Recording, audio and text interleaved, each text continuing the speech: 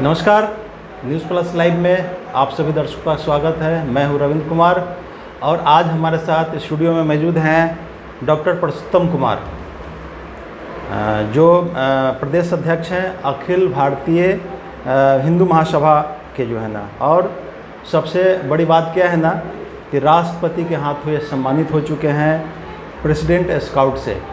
आपका स्वागत है पुरुषोत्तम जी हमारे इस कार्यक्रम में। बहुत धन्यवाद। दर्शकों को नमस्कार।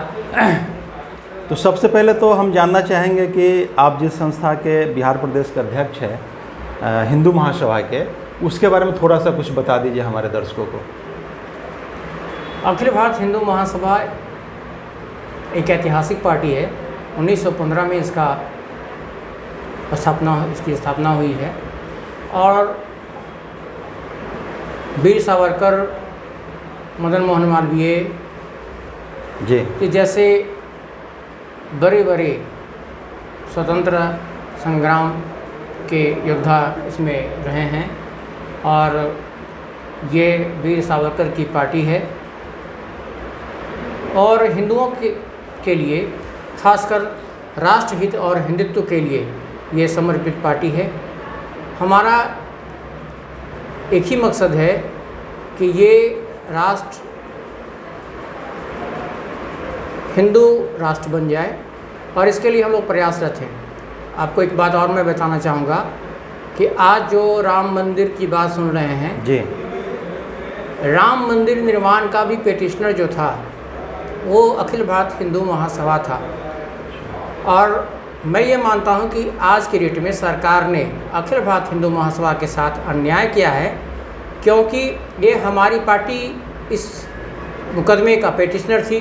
बावजूद इसके इस ट्रस्ट में, राम मंदिर ट्रस्ट में, किसी भी व्यक्ति को कोई स्थान नहीं दिया गया जी। और मैं सरकार से आपके चैनल के माध्यम से ये मांग करता हूँ कि जो कमी रह गई, सरकार ने किसी कारण से अगर राम मंदिर ट्रस्ट में अखिल भारत हिंदू महासभा के किसी भी सदस्य को अगर स्थान नहीं दिया है तो वे इस पर पुनर्विचार करें और सर्वसम्मति से एक व्यक्ति का इसमें समावेश करें, हिंदू महासभा के किसी एक सम्मानित व्यक्ति को स्थान दें। जी बिल्कुल बिल्कुल। अच्छा, आपका जो हिंदू महासभा है, ठीक है ना, इस बार चुनाव लड़ने भी जा रही हैं?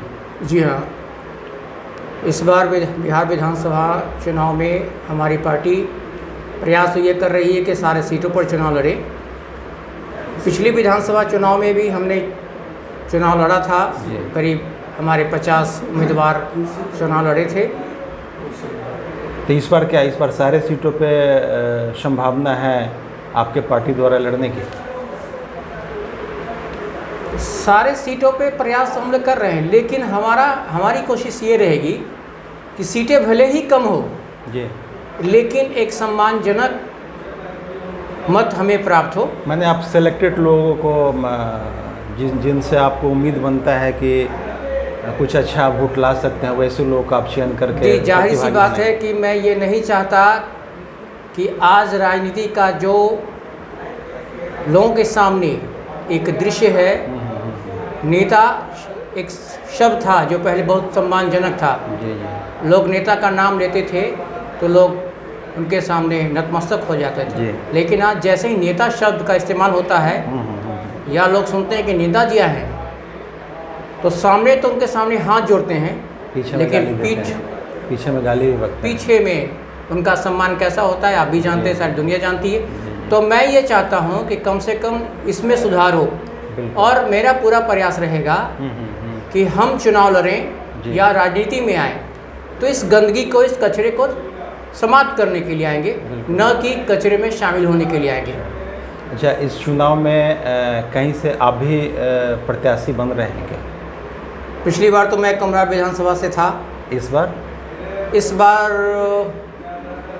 मैं तो नहीं चाह रहा था, क्योंकि इस बार पार्टी की जिम्मेवारी हमारे ऊपर ही है। पिछली बार तो चुनाव चयन समिति के अध्यक्ष कोई और थे, इस बार चूँकि प्रदेश अध्यक्ष मैं हूँ, इसकी पूरा उत्तरदायित्व तो मेरे ऊपर ही है। तो मैं नहीं चाहता हूँ, लेकिन हमारे जो राष्ट्रीय कमेटी नेता हैं या फिर जो हमारे शुभचिंतक हैं उनका दबाव पड़ रहा है कि नहीं आप भी पुनः चुनाव लड़िए। कहाँ से चुनाव लड़ेंगे आप? आप सभी जानते हैं कि हमारा चुनाव क्षेत्र जो है बिहार का सबसे प्रतिष्ठित कुम्हरार विधानसभा क्षेत्र है। अच्छा, कुम्हरार से करेंगे। पिछले विधानसभा चुनाव में भी पूरे बिहार में मात्र कुम्हरार एक ऐसा विधानसभा क्षेत्र था जहां 34 प्रत्याशी थे और 3 ईवीएम का इस्तेमाल हुआ था। अच्छा अच्छा। इस बार भी मैं सुन रहा हूं कि कुछ ऐसे भी व्यक्तित्व इसमें शामिल होने वाले हैं जी, जो इंटरनेशनल ख्याति प्राप्त कर चुके हैं। जैसे मैं बताता हूं पुष्पम चौधरी के बारे में, काफ़ी पैसा उन्होंने खर्च किया है विज्ञापन पे और सीएम उम्मीदवार के रूप में आ रही हैं। अच्छा अच्छा। और सुनने में ऐसा आ रहा है कि वह भी जो है कुम्हरार विधानसभा क्षेत्र से ही उम्मीदवार होगी। चलिए, भविष्य में क्या होगा मैं नहीं बात- जानता। अच्छी बात है, हमारी शुभकामना है कि आपके जैसे लोग राजनीति में आएँ और जीतें और अपने समाज का, अपने इलाके का कल्याण करें, ऐसी हमारी शुभकामना होगी। जी धन्यवाद और आपका। एक क्वेश्चन मैं और आपसे पूछना चाहूँगा कि अभी कोरोना संक्रमण से मेरा बिहार ही नहीं, पूरा देश ही नहीं, पूरा विश्व त्रस्त है, परेशान है। ऐसी स्थिति में बिहार में चुनाव कराया जाना कहाँ तक न्याय संगत है, उस पर आप ज़रा प्रकाश डालें। यह पूर्णतः अनुचित है और इसी कारण से हमने महामहिम राष्ट्रपति महोदय को, जी माननीय प्रधानमंत्री को, माननीय गृह मंत्री जी को, सर्वोच्च न्यायालय के मुख्य न्यायाधीश महोदय को, माननीय मुख्यमंत्री जी को, जी जी माननीय महामहिम राज्यपाल जी को, इन सारे लोगों को, इलेक्शन कमीशन ऑफ इंडिया को, जी इन सब लोगों को मैंने पत्र लिखा है और अनुरोध किया है कि कोरोना के बढ़ते संक्रमण को देखते हुए चुनाव की जो तिथि नियत पहले से है उस तिथि पर ये चुनाव नहीं करवाया जाए, फिलहाल इसे स्थगित किया जाए और कोरोना का प्रभाव जैसे ही कम होता है उस समय फिर चुनाव की घोषणा की जाए और चुनाव करवाया जाए ताकि बिहार की जनता सुरक्षित रहे। जी। अभी आप देख रहे होंगे कि